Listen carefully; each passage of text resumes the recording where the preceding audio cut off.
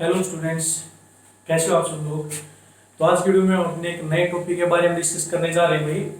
पिछले video lecture के अंदर हमने एमपीएस सर्किट लॉ के बारे में डिस्कस किया था, उसको प्रूव करके देखा था। आज हम क्या करेंगे, एमपीएस सर्किट लॉ की कुछ एप्लीकेशन करेंगे, किस तरह से उनका यूज होता है। तो आज का हमारा टॉपिक है magnetic field due to a current through a very long circular cylinder भाई। अब हम क्या करेंगे, एक सर्कुलर सिलेंडर लेंगे और उसके अंदर हम क्या दिखाएंगे, मैग्नेटिक फील्ड दिखाएंगे उस सिलेंडर के अंदर जो करंट जाएगा उसकी वजह से। तो देखो भाई, सबसे पहले हम इसका डायग्राम बनाते हैं। हमने क्या मान लिया भाई, एक सर्कुलर सिलेंडर में एज्यूम कर लेते हैं हम इस तरह से। ये हमने एक सिलेंडर एज्यूम कर लिया, इसके एक्सिस के अबाउट हम क्या करेंगे भाई, एक वायर हम डाल देंगे।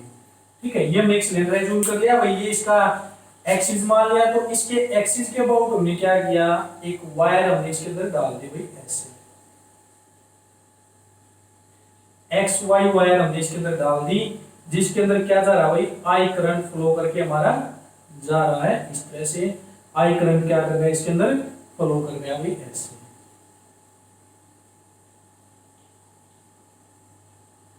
आई करंट इसके अंदर से फ्लो करके जा रहा है और इसका जो सेंटर पॉइंट है, सेंटर पॉइंट हमने मान लिया भाई ओ, जो इस वायर के ऊपर क्या करता है, लाई करता है। ये दोनों इसके एक्सिस है, आई करंट इसके अंदर जा रहा है, सेंटर पॉइंट हमने इसका क्या मान लिया, ओ एज्यूम कर लिया भाई। अब इसके अंदर करंट ऐसे जा रहा है तो इसकी मैग्नेटिक फील्ड आपकी कैसे होगी, राइट हैंड थंब रूल से आप दिखाओगे तो इस तरह से। तो इसकी मैग्नेटिक फील्ड इसके इन साइड में भी मैं दिखा सकता हूं भाई और इसके आउट साइड में भी। तो इसके इन साइड में मैग्नेटिक फील्ड कैसे एज्यूम करेगी भाई, इस तरह से। और इसके आउट साइड में कैसे जाएगी, आउट साइड में जो मैग्नेटिक फील्ड जाएगी वो इस तरह से चली जाएगी भाई। ठीक है, तो ये इन साइड और आउट साइड में हमने मैग्नेटिक फील्ड दिखा, जिसकी डायरेक्शन कैसी होगी, इस तरह से जाएगी भाई, एंटी क्लॉकवाइज। ठीक है, तो ये हमने दिखा जिसकी डायरेक्शन भाई। अब देखो, सबसे पहले हमें क्या करना है, इसके ऊपर मैग्नेटिक फील्ड निकालनी है। हम एक बार इसके आउट साइड में मैग्नेटिक फील्ड निकालेंगे, फिर इसके निकालेंगे इन साइड में मैग्नेटिक फील्ड हुई। ठीक है, तो इसके अंदर आई करंट फ्लो करके जा रहा है। तो फर्स्ट पॉइंट हम क्या करें भाई, आउटसाइड द सिलेंडर, सिलेंडर के आउटसाइड में हम क्या करेंगे, मैग्नेटिक फील्ड की वैल्यू निकालेंगे भाई। तो देखो, आउटसाइड में क्या हमारे पास ये है, यहां पर मैंने कोई एक पी पॉइंट एज्यूम कर लिया भाई, पी पॉइंट, और सेंटर से लेकर इस पी की डिस्टेंस मैंने क्या मान ली भाई, स्मॉल आर मान ली। और जो ये हमारे पास सिलेंडर दिया हुआ है, अगर इसकी रेडियस हम क्या मान लेते हैं भाई, कैपिटल आर मान लेते हैं।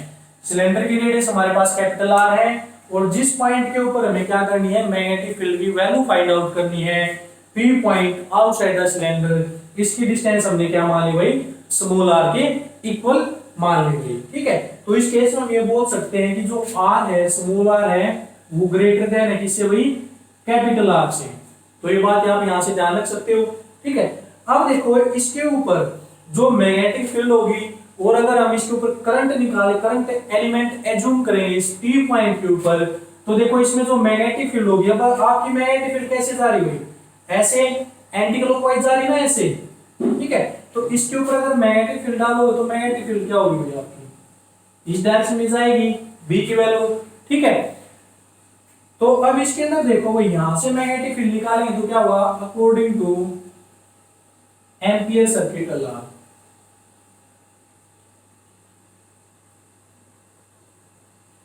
Ampere circuit law. तो एम्पियर सर्किट लॉ के अकॉर्डिंग हमारे पास क्या होता है भाई, line integration of B dot D L is equal to क्या होता है भाई, म्यू नॉट आई, इसके इक्वल हो जाएगा। अब यहां से डॉट प्रोडक्ट आप हटाओगे तो आपके पास क्या आएगा, B D L cos theta is equal to क्या होगा, म्यू नॉट आई। अब यहां से देखो भाई, ये आपकी बी है, अगर मैं यहां पर इसकी स्मॉल लेंथ एज्यूम कर लेता हूं इस तरह से, तो जो आपका डीएल होगा वो भी क्या होगा, इसी डायरेक्शन के अंदर जाएगा। तो दोनों के बीच में एंगल कितना होगा आपका, 0 डिग्री। तो यहां पर हमारे पास आ जाएगा B D L is equal to mu naught I, यानी एंगल आपका 0 डिग्री होगा तो cos 0 की वैल्यू क्या हो जाएगी, 1। तो यहां से अब जो कांस्टेंट है उसको हम क्या करते हैं, बाहर निकाल देंगे। तो b तो हमारे पास बाहर आ गया वही, इनटू के लाइन इंटीग्रेशन के अंदर बच गया dl इज इक्वल टू में क्या होगा भाई म्यू नॉट आई। अब यहां से हम देखते हैं भाई तो क्या आएगा आपके पास कि बी तो एज इट इज बचा है आपका बी और डीएल। अब देखो डीएल का कंप्लीट इंटीग्रेशन करोगे तो ये क्या है भाई सिलेंड्रिकली सिमेट्री, यानी कि अगर हम इसकी मैग्नेटिक फील्ड देखते हैं तो ये क्या आएगी इसके सिमेट्री का रही भाई। और कैसी भाई ये स्फीयर की तरह लग रही है तो इस अगर टोटल डीएल का हम इंटीग्रेशन करेंगे तो क्या आ जाएगा इसकी टोटल लेंथ निकल के आएगी। और टोटल लेंथ किसके इक्वल होगी इसकी सरकमफ्रेंस के इक्वल। तो सरकमफ्रेंस क्या होगा 2 पाई आर, लेकिन रेडियस आर है तो क्या रह जाएगा 2 पाई आर। तो हम यहां पर बोल सकते हैं 2 pi are is equal to में म्यू नॉट आई। ठीक है ये हो गया। अब हम यहां से मैग्नेटिक फील्ड कैलकुलेट कर सकते हैं तो बी हमारे पास क्या होगा भाई mu naught I divide by आपका क्या हो जाएगा 2 पाई आर भाई। तो ये हमारे पास क्या आ गई मैग्नेटिक फील्ड निकल के आ गई भाई किसके आउटसाइड द सिलेंडर। ठीक है जब हमने क्या किया एक सिलेंडर है उसकी रेडियस हमने कैपिटल आर ली, उसके अंदर हमने एक्सिस के अबाउट एक वायर डाल दी जिसके अंदर क्या कर रहा है आई करंट फ्लो करके जा रहा है। और बाहर का जो पी पॉइंट आउटसाइड है उसके ऊपर हम क्या दिखाएंगे मैग्नेटिक फील्ड दिखाएंगे। तो मैग्नेटिक फील्ड दिखाने के लिए क्या करेंगे भाई एम्पियर सर्किट लॉ की एप्लीकेशन है तो इसके लिए हम क्या करेंगे B dot DL mu naught I. B और डीएल के बीच में एंगल यहाँ पर क्या है 0 डिग्री है तो cos 0 की वैल्यू 1, तो ये इसके इक्वल चलता रहा भाई। यहाँ से भी हमने बाहर निकाल दिया डीएल का जब हमने इंटीग्रेशन किया तो क्या हुआ 2 पाई आर और यहाँ से हमने क्या कर दी बी की वैल्यू फाइंड आउट कर दी हुई। तो ये हमारे पास क्या आ गई मैग्नेटिक फील्ड की वैल्यू आई है वही आउटसाइड द सिलेंडर। अब दूसरी बात अगर इस पी पॉइंट को मैं क्या करता हूँ भाई इनसाइड द सिलेंडर लेके जाता हूँ तब हमारे पास मैग्नेटिक फील्ड की वैल्यू क्या आएगी। तो सेकंड पॉइंट अब इसको मैं यहां से रब कर देता हूं, यह आपको ध्यान रखना है कि कैसे हमने वैल्यू निकाली है। नेक्स्ट हम करते हैं भाई inside the cylinder, second point है इसका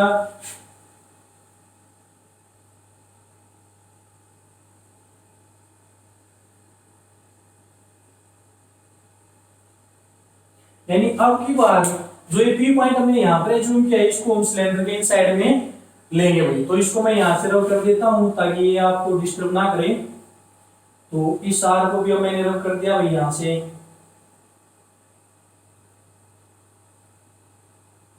ठीक है अब इस पी पॉइंट को मैंने यहां पर जूम कर लिया भाई इसके इनसाइड में पी। ठीक है इसके इनसाइड में जूम कर लिया। अब यहां पर भी देखो जो मैग्नेटिक फील्ड होगी वो भी इसी डायरेक्शन में जाएगी और जो डीएल होगा वो भी क्या होगा इसी डायरेक्शन में। दोनों के बीच में जो एंगल बनेगा वो क्या बनेगा भाई 0 डिग्री। लेकिन इस केस में हम ये बोल सकते हैं कि r is less than capital R, यानी जो P पॉइंट की जो डिस्टेंस है ये स्मॉल r ये क्या है भाई इस r से क्या है कम है। ठीक है रेडियस से कम। अब देखो जो ये P पॉइंट है इसके इनसाइड में क्या कर रहा है भाई एग्जिस्ट कर रहा है। इसमें दो केस आते हैं। अगर हमारे पास होलो सिलेंडर है, होलो सिलेंडर होगा तो होलो के इनसाइड में जो करंट जाएगा वो सारा कहां पर आएगा भाई सरफेस के ऊपर आना चाहिए। यानी कि कंडक्टर के इनसाइड में करंट हमारा क्या करेगा यानी अगर ये होलो होगा तो इसके अंदर वायर जाएगी तो यहाँ पर मैग्नेटिक फील्ड की वैल्यू क्या आएगी 0। लेकिन अगर हम इसको क्या मान लेते हैं एक सॉलिड सिलेंडर मान लेते हैं तो इस यहाँ पर जो पी पॉइंट कंसीडर करेंगे यहाँ पर भी क्या करेगी भाई मैग्नेटिक फील्ड हमारी एग्जिस्ट करेगी। ठीक है तो उस मैग्नेटिक फील्ड निकालेंगे तो देखो मान लेते हैं कि ये सॉलिड सिलेंडर है इसके अंदर करंट क्या जा रहा है आई। लेकिन जब हम पी पॉइंट अंदर लेके आए तो इसका जो एरिया है वो तो क्या होगा भाई कम हो गया ना। पहले ये पूरा सिलेंडर काम कर रहा था पी पॉइंट के ऊपर कि पूरे की वजह से हमने मैग्नेटिक फील्ड निकाली। लेकिन इस अब जो बाहर वाला पोर्शन है ये तो इसके ऊपर मैग्नेटिक फील्ड नहीं दिखाएगा ना भाई। क्या करेगा जो ये अंदर वाला पोर्शन है इसकी वजह से इसके ऊपर क्या आएगी मैग्नेटिक फील्ड आएगी। तो हमें उस मैग्नेटिक फील्ड की वैल्यू क्या करना भाई कैलकुलेट हमें करना है। तो देखो इसके अंदर पहले जा रहा था करंट आई, अब हमने ये स्मॉल पोर्शन ले लिया तो इसके अंदर करंट की अब पहले वो जो आई करंट था वो इस पूरे सरफेस के ऊपर डिस्ट्रीब्यूट हो रहा था भाई पूरे सरफेस पूरे सिलेंडर के ऊपर। लेकिन अब हमने क्या किया इसका स्मॉल एरिया कंसीडर कर लिया तो वो जो आई करंट है उसमें से कुछ पार्ट तो इस एरिया के अंदर रहेगा जहां पर हमने कंसीडर किया है, बाकी क्या होगा बाहर भी तो जाएगा। तो इसके ऊपर हमारे पास टोटल करंट कितना आएगा उसकी वैल्यू हम क्या करें भाई कैलकुलेट करेंगे। तो उसकी वैल्यू को कैलकुलेट करने के लिए सबसे पहले हमें क्या करना है भाई एम्पियर सर्किट लॉ लगाना है। तो according to Ampere circuit law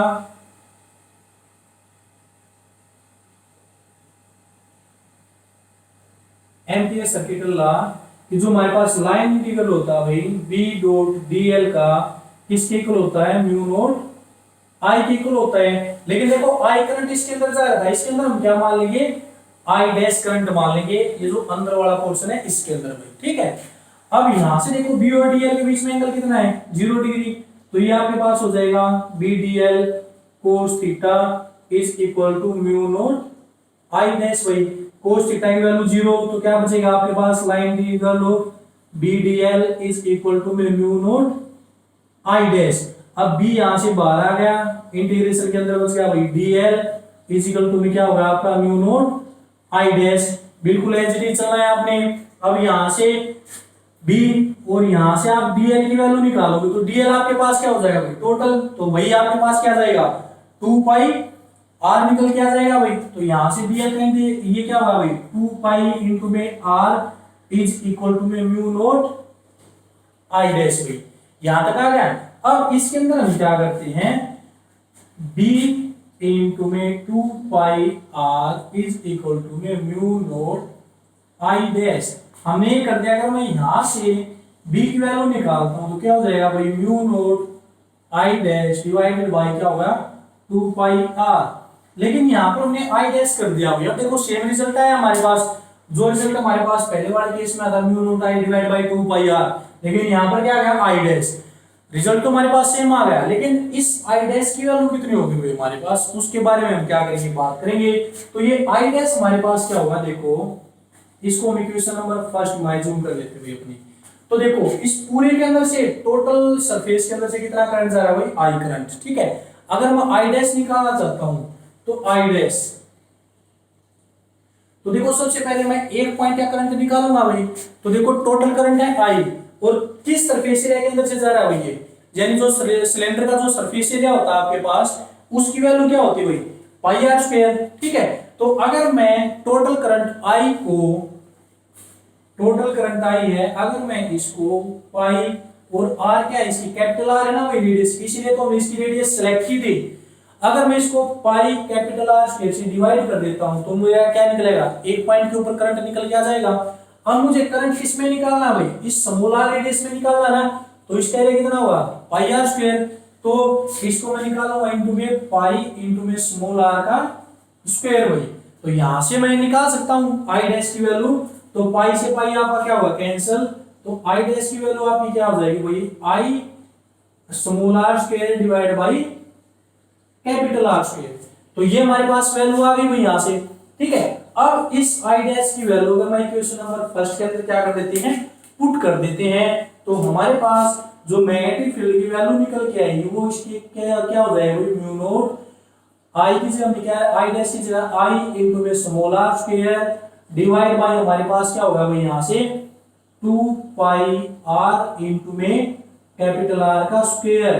तो एक आर से आर स्क्वायर कैंसिल होगा, तो यहां से आपके पास जो वैल्यू आएगी मैग्नेटिक फील्ड की वो क्या आ जाएगी, mu naught I divide bye आपका क्या होगा भाई 2 पाई कैपिटल आर स्क्वायर। तो यहां से हमारे पास रिजल्ट निकल के आ गया भाई, ठीक है, 2 पाई कैपिटल आर का स्क्वायर। तो यहां से हमने क्या निकाल दी भाई, मैग्नेटिक फील्ड की वैल्यू हमने निकाल दी यहां से। अब देखो वहां से जो हमारा केस आया था आउटसाइड में, आउटसाइड के केस में हमारे पास क्या आया था, ये आया था ना भाई, आपको ध्यान हो तो भी हमने निकाला था मैग्नेटिक फील्ड की वैल्यू क्या आई थी, mu naught I divide by 2 pi R. हमारे पास ये आया था आउटसाइड में, जब हमने आउटसाइड का केस किया था अभी। लेकिन इनसाइड वाले केस में क्या है, mu naught I divide by 2 pi R square, यानी कि यही डिफरेंस आता है। यहां पर हमारे पास किसके ऊपर डिपेंड कर रहा है, इसकी रेडियस के ऊपर भाई, ठीक है, और वहां क्या कर रहा था भाई, स्मॉल रेडियस के ऊपर डिपेंड कर रहा था। तो ये चीजें आपने क्या करनी भाई, यहां से ध्यान रखनी है कि किस तरह से हमारे पास क्या आएगी, वैल्यू आएगी। और यहाँ पर आपने एक बात और भाई, यहाँ पर एक आर बच गया था ना, तो यार एक आर हम यहाँ पर लगा देते हैं, ठीक है, तो क्या स्क्वायर था, आर से जब आर कैंसिल किया तो एक आर बच गया था, तो mu naught R I R divide by 2 pi R square. तो ये हमारे पास क्या आई है भाई, वैल्यू निकल के आई है मैग्नेटिक फील्ड की। तो यहां से हम कह सकते हैं कि जो इसकी मैग्नेटिक फील्ड है वो किसके ऊपर डिपेंड करेगी भाई, जो मैग्नेटिक फील्ड है वो डायरेक्टली प्रोपोर्शनल है किसके, स्मॉल आर के। यानी कि आर को आप जितना ज्यादा स्मॉल करोगे मैग्नेटिक फील्ड उतनी स्मॉल होती जाएगी, आर जितना बड़ा होगी मैग्नेटिक फील्ड उतनी क्या होगी आपकी बढ़ती चली जाएगी। तो डायरेक्टली प्रोपोर्शनल।